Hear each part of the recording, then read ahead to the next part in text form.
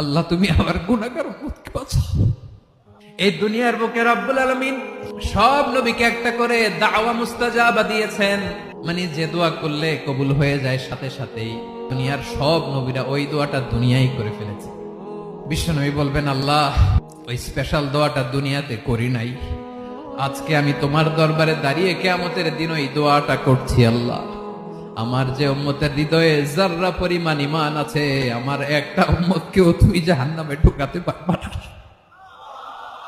বিশ্বনবী পাগলের মতো একবার হাউজে কাউসারে যাবেন, একবার সিরাতে যাবেন, একবার পুলসিরাতের দিকে, একবার হাউজে কাউসারের দিকে পাগলের মতো দৌড়াতে থাকবেন, তার কোন গুনাহগার উম্মত যাতে জাহান্নামে ঢুকে না যায়।